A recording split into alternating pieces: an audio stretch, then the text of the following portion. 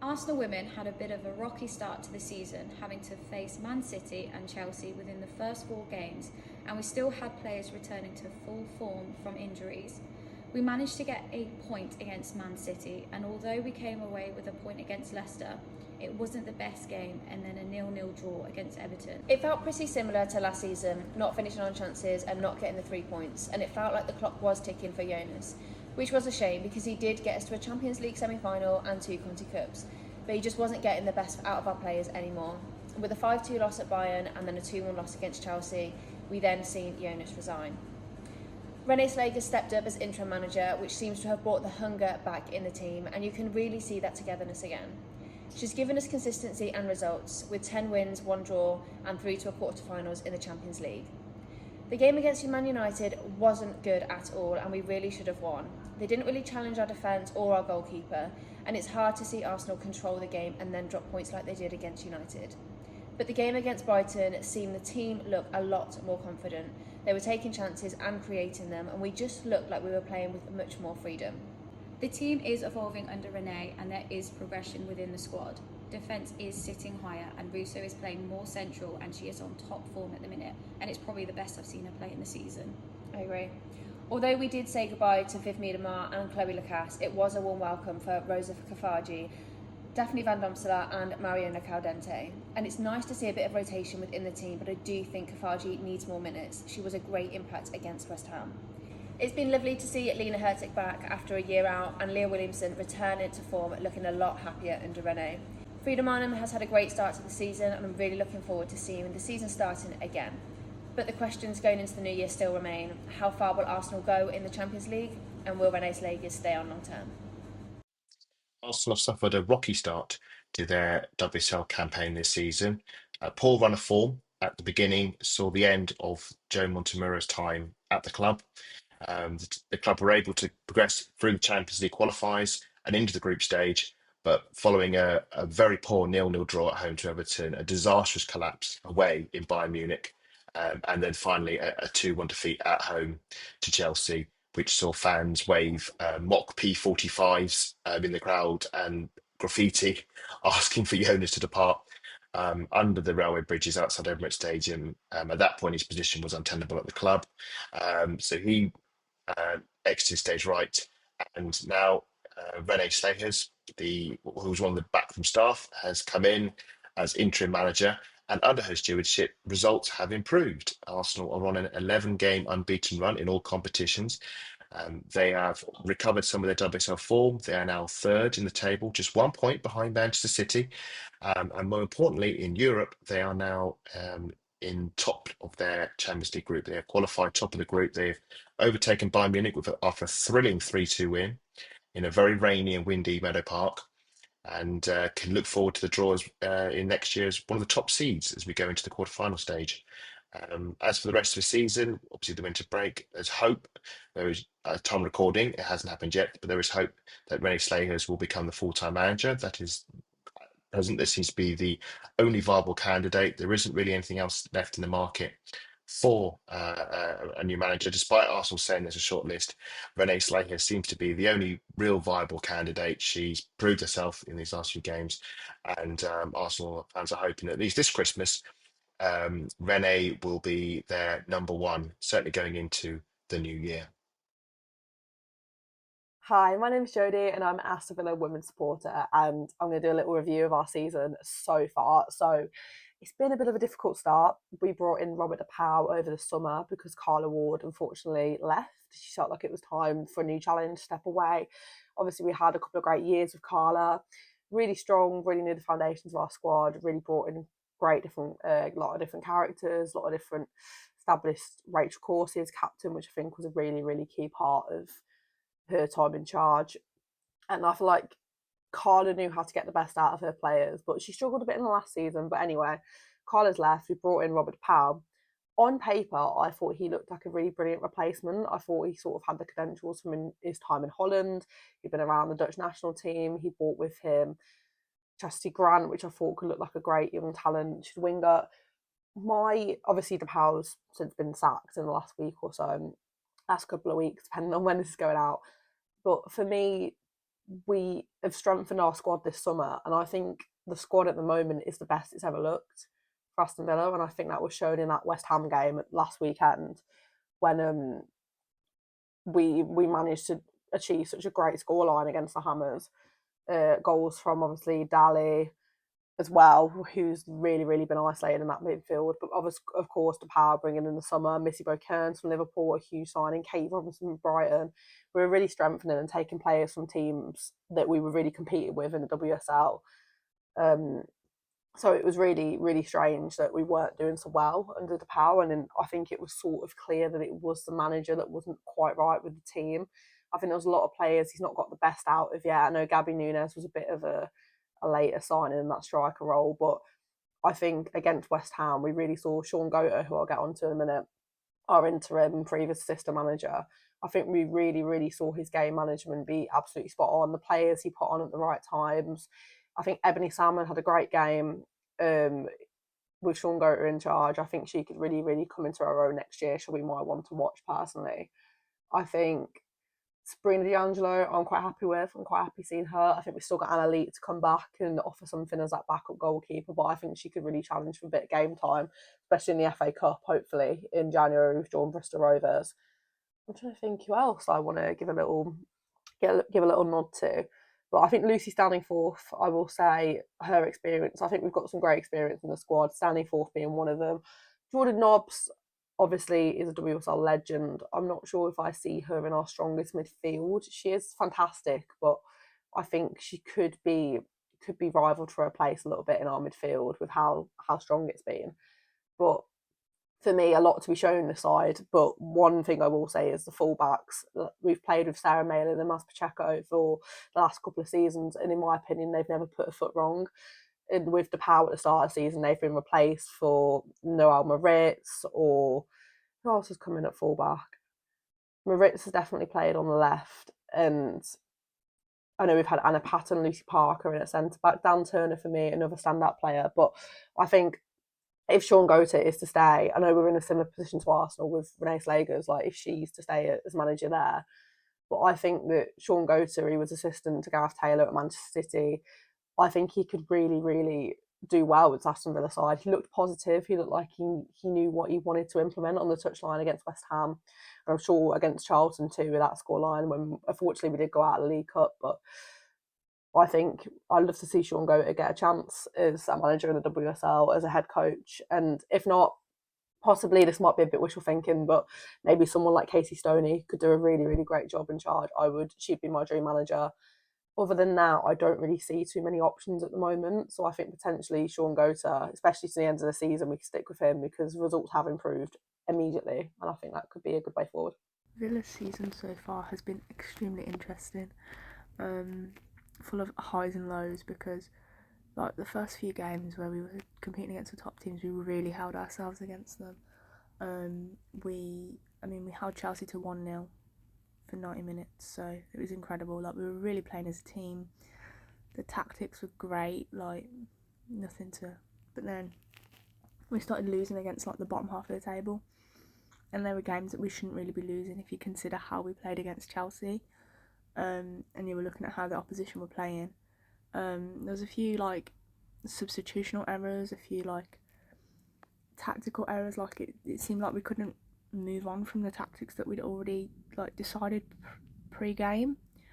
And then obviously up until the last game that we'd played against West Ham, we weren't where we should have been in the table really. If you look at how we were playing other teams, like the top teams, and then losing against the bottom teams, we really shouldn't have been like 9th and 10th in the relegation battle. But we are now 7th. We let our manager go, which it was probably for the best. Like, I'd have liked him to stay, but some of his tactics were it was like he was trying to get the team to play a whole new way without giving them chance to like gel first. So like, he'd brought new players in and everything, but they hadn't gelled, and they were being thrown into this new playing style where they were used to Carla Ward's playing style for like so many years. So hi everyone, Sean Misra here, and I am here to talk to you about the season that Brighton and Hove Albion are having. And whisper it quietly, it's going quite well. I mean, I think what us Brighton fans have always been crying out for the past few seasons is a bit of consistency and stability. You know, we haven't had a manager see out the season, and Hope Powell was the last one to do it, and that was a very, very long time ago. And we've had managers that we thought would carry us through, like Mel Phillips, and this hasn't happened. But Dario Vidicic has come in, brought a new style of play, brought a lot of players with him, and so far I don't think we can complain a lot, really. You know, we're 5th in the table, and seeing that relegation battle develop down the bottom, and the fact that we're not in it is really quite nice. The new signings have come in and done really well. You look at Kiko Seika, obviously top scorer for us, a really brilliant debut and has been adding goals since. Nikita Parris has been a really good addition, as has Fran Kirby. Marissa Olislagas, I think, has done really well. But also the players who have been here before. I think Maria Thoris-Titia has gone to a different level. Vicky Lasard has done really well, sort of marshalling that midfield. So overall, I can't really complain. What can we do the rest of this season? I mean, the Conti Cup, the draw isn't great for us, but you never know. You never know against Arsenal. I'd love a cup run in the FA Cup, but obviously luck of the draw and all that. But I think we can go into 2025 with a lot of positivity, and who knows, we might be able to do something. So up the Brighton. Happy New Year to everyone, except of course if you're a Crystal Palace fan. I think going into this season as a Chelsea fan, I was feeling a bit weird, to be honest, because of course not having Emma Hayes as manager felt strange because I'm used to her being the manager for so many years. But having Sion Pastor, as we know, is a world-class manager, and she has been absolutely brilliant. She's touched WSL like a duck to water. We've been absolutely dominant in games, and I've been really impressed with sometimes in some games where we may not scored as many goals as we would like, but we've shown resilience defensively, and we stayed together as a unit and as a team, and the way we've been able to grind out results, because at the end of the day, football is a results business, and we're able to get those wins and progress on the table and increase our lead at the top. I think key moments that stand out for me have to be the 2-0 win over Manchester City at the Bridge, especially Maya Mirza's goal. The way she just shrugged off Alana Kennedy, sent her back to Australia and just slid it home into the corner was brilliant.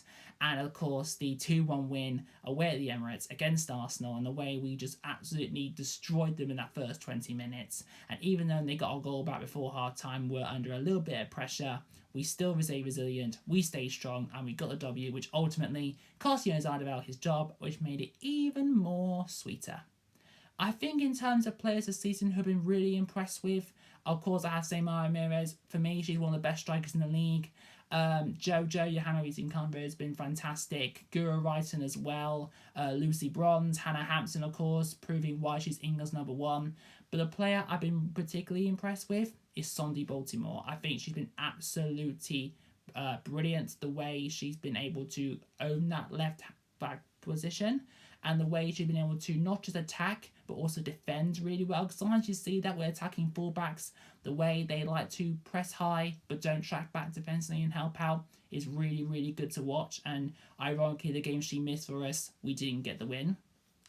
I think expectations for the rest of the season, just continue what we're doing. I think the way we need to, I do expect us to win the WSL in the position we're in, 6 points clear, top of the league, so I do expect us to get the win.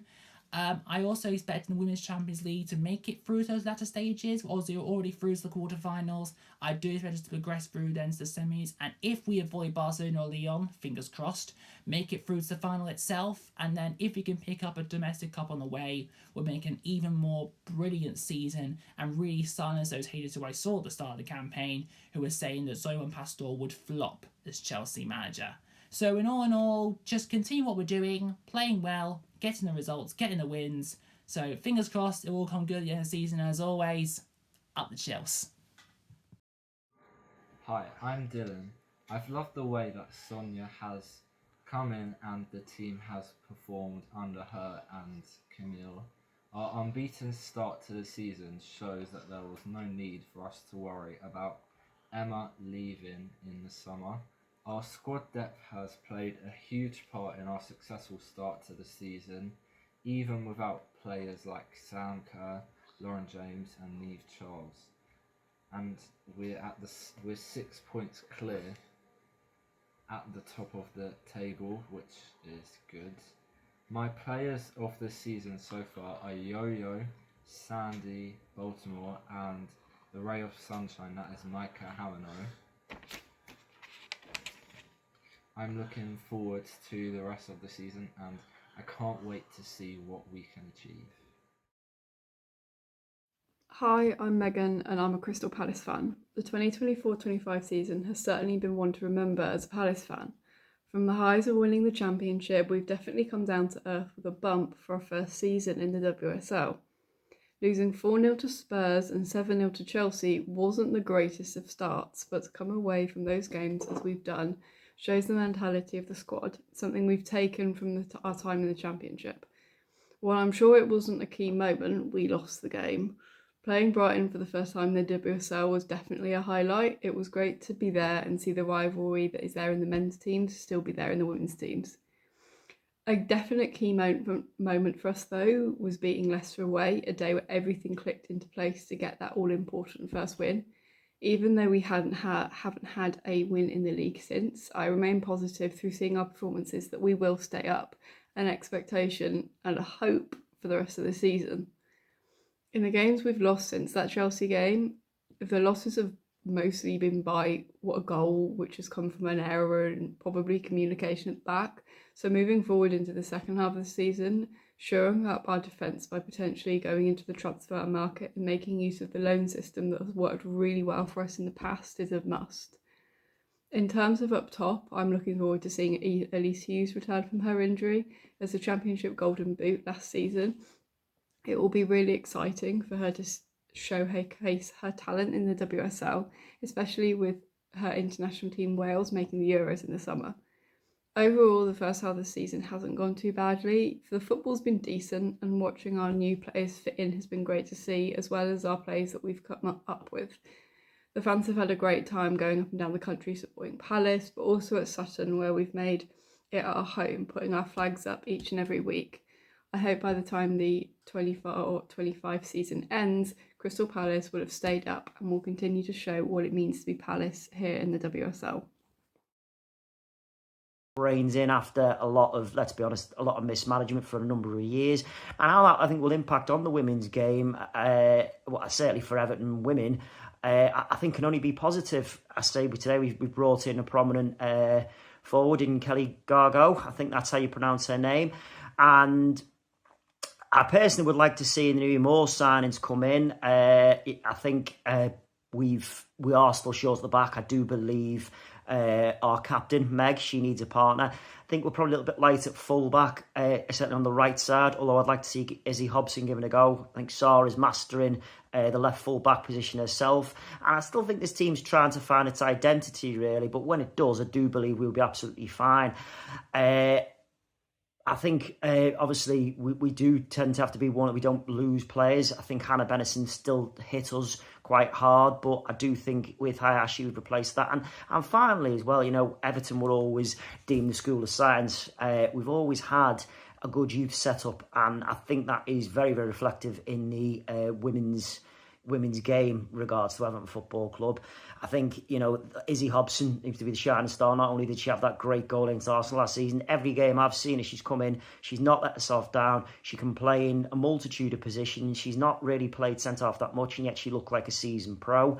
I'd love to see her be given a little run at right full-back. I think she's got the right mentality. She's blue through and through. So I do think with new owners, a great youth setup, a couple more signings, being a bit more clinical, you know, we could push on and certainly aim for that top six. I think the top four this season and probably next season is probably out of our grasp, but we have to keep aiming for that.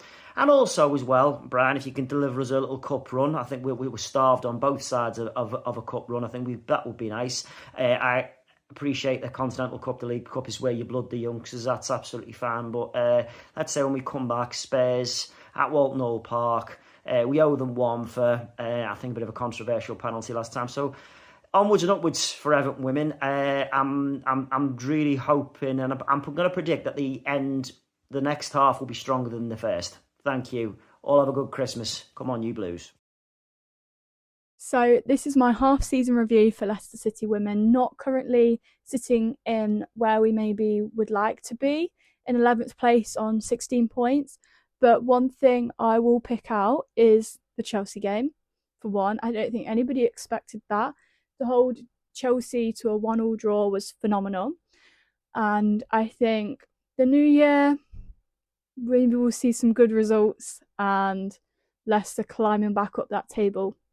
I think there's a lot of things like to do with the transfer window that could make a big impact, and also that there's 14 players that currently play in the first team squad that will be out of contract by 2025, so the end of this season. So I am expecting to probably see quite a few contract renewals as well, and potentially a right winger to come in and give a little bit more height, because although we all love Mamiki so much, she obviously is quite short, and to have a little bit more height going forward on the wing.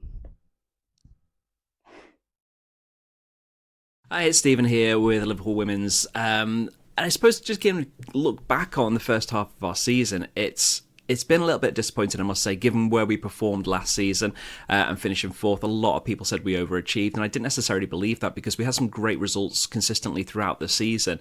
And we've not really changed the squad that much. We've lost a few players over the summer, what you could possibly say are fringe players, if that's not being too disrespectful for them. And we've brought in some really good players. We brought in Olivia Smith, who, a lot of people knew was going to perform really well, and she has done. She, unfortunately, though, she's kind of made a bit of a target for her back because she's that good, is that she just gets marked out of games. And I think because of her youth, she's just not really kind of up to, obviously, the WSL speed yet. Saying that, she has still performed really good. I think she just still needs to adjust to the manners and the way that the league is played, etc.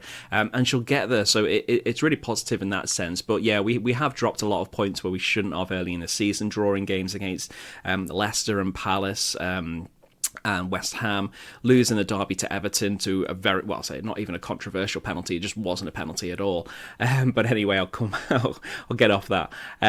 But yeah, we've also obviously suffered a number of injuries, but I don't necessarily think those injuries, they weren't always to key players. A couple of times we have, and obviously with losing Sophie Roman-Haag, our big centre forward, has certainly hurt us because we've not really found a different way of playing to kind of counter that in a sense. We still kind of play a lot of crosses into the box, and we've not really got a kind of a target player up front to be knocking those balls down for the likes of Olivia Smith. So in a way, yes, it's been a little bit disappointing in a sense. We've dropped quite a few points, and we're now in that kind of mid-table mediocrity where we should certainly be that little bit higher up. But things are looking positive. We're into January. We're into January transfer window. We haven't got any money. I did say it was positive, but we are looking at bringing in. I've heard talks of Sam Kerr from Bayern Munich to bring her in to fill up a midfield position, which would be great, and just to give a bit more competition to the midfield, because we always do rely on Marie Herbinger, Kerry Holland, and Fuka Nagano, and I think it can take a toll on those players when you don't necessarily have any competition, psychologically speaking. And it's almost that you just expected to be in the game, and not to say whether you have a good game or a bad game, you can't get dropped. But I think it's just good mentally to have somebody to compete with you in a way. So yeah, I believe Sam Kerr is possibly on the books. Possibly it's going to be a loan, maybe to the end of the season. And then I'm also hearing Hayley Ladd being touted as well from Man United. Always have a little bit of a reservation of taking players from Man United, but we've had Gemma Evans come in, and she's wonderful. She's played kind of really well at times, so I've got to put that to a side anyway. So fingers crossed, yeah, the signs are positive for the rest of the season, if we can get that cohesiveness and the team all playing together and keep away from injuries. Hey, I am Crunk Chocolate from Shades of Blue Podcast, and I'm here to talk about Manchester City women's season so far. On our podcast, we have given City women the nickname of Baby Blue Baddies because the team to us are a bunch of BAs. This squad fills us with pride every week by the way they play and handle themselves off and on the pitch. Believed this could be City season to lift a trophy or two because of their hot start. Handling Paris FC, in the UWCL play-in match, winning both legs to an 8-0 aggregate win, was a sign I needed to see to mentally put all my eggs in the basket. City started the season unbeaten in their first 13 matches, which included a 2-0 home win against Barca Femini. No matter how the season ended, that match proved to the players and the world, in my opinion, that Manchester City belonged with the best of the best. What facilitated the great start to the season was the moves made in the summer, bringing in world-class talent like Vivian Miedema, Riza Shimizu, and Ayaka Yamashita. Brought in a core of talented young players as well: Aoba Fujino, Poppy Pritchard, Naomi Lazelle. Unfortunately, the injury bug has ravaged the club. Shimizu was injured before the season during the Olympics. Miedema, Greenwood, Hemp, and Shaw all have long-term injuries leading up to the winter break, leaving Gareth Taylor and his staff to answer some hard questions until City can get their star players back. Manchester City women sit 6 points behind Chelsea, which is not a bad place to be, except we all know Chelsea's run of success. Can City make up the difference? Only time will tell, but we will be there rooting on Man City women. I am Crunk Chocolate of Shades of Blue. Come on, City. So, United so far this season, obviously we're right up there in the table, only a point off second, and if you'd have offered just that at the start of the season, at this point, I think we would have taken it, but it feels like we play within ourselves too much. If you look at several games, particularly like Sevilla, Everton, Crystal Palace immediately spring to mind, we're too defensive. We play within ourselves. It's a sort of safety first approach, and when we have played with the shackles loosened a bit, as we saw against Liverpool and Spurs, then we get the rewards. We are more than capable of putting teams away, but the default setting seems to be very defensive, and I think we have absolutely got the quality in the squad, and we're better than we are giving ourselves a chance of showing. So I think if we can play with a little bit more freedom at times during the second half of the season, I don't see any reason why we can't finish in that top three and, win a cup again this season. But of course, we do have each of the big three, in our last 3 games of the season. So it's absolutely vital that we make sure that we've got the points on the board and, it's still very much right in the mix rather than chasing by the time we get to that period right at the end of the season. Hey, I'm just checking in about Spurs' progress in the 2024-25 WSL season. It's not been easy. It's not been easy. I think there's a massive Grace Clinton-sized gap in the midfield, which I don't like to pin it all on, but you're going to miss somebody of high quality. I think we've had some big defeats, some games that have been losses where maybe we should have won, but we seem to be ending it in a pretty good place. I mean, ending the year in a pretty good place. I mean, and hopefully we can strengthen the squad a little bit in January, to give us a few more players and a few more spots. Got a favourable cup draw against West Ham as well, so yeah, we can see what happens. So far in 2024-25 season, West Ham women played 10 out of 24 games in their Women's Super League season so far, and they've gained 8 points with 2 wins, 2 draws and 6 losses. 2 wins coming from a 5-2 win against Crystal Palace and a 1-0 win against Leicester City. In the newly renamed Subway Women's League Cup, the Hammers are currently top of their group with 3 wins in 3, with a 3-0 win over Southampton, a 4-1 win over London Lionesses and a 6-1 win against Portsmouth. Manuela Pavey has been a stand-up player for the East London club since her signing in August 2024, currently making 12 appearances across all competitions and gaining 2 goals in total. Switzerland international Serena Pupil has also been another major player for West Ham since their signing in the summer. Serena has assisted with strengthening the midfield and has scored 2 goals in 13 appearances. West Ham will be hoping to sign another midfielder since the announcement of Chris Mears' pregnancy, and hopefully another player to assist with strengthening the front line and the defence. West Ham's next game is on Sunday 12th of January at Chigwell Construction Stadium against Liverpool in the FA Cup. Hi everyone, Freya here. Thank you so much for watching the Absolute Football Podcast, and thank you for watching our fan compilation video too. Please don't forget to hit like, share, subscribe, follow, love, whatever you need to do to make sure you don't miss a single moment that the Absolute Football Podcast brings you. Remember, you can watch one of the videos that are on screen now from our specials in the past. And don't forget, of course, our women's football show, the Absolute Women's Football Show, is live every single Wednesday at 8:30 with yours truly and a fantastic panel. Join me each week and special guests as well. We discuss all of the latest news, transfers, anything you can possibly imagine across the WSL Women's Championship and across Europe as well. So remember to like and subscribe, and hopefully we'll see you in the chat next Wednesday.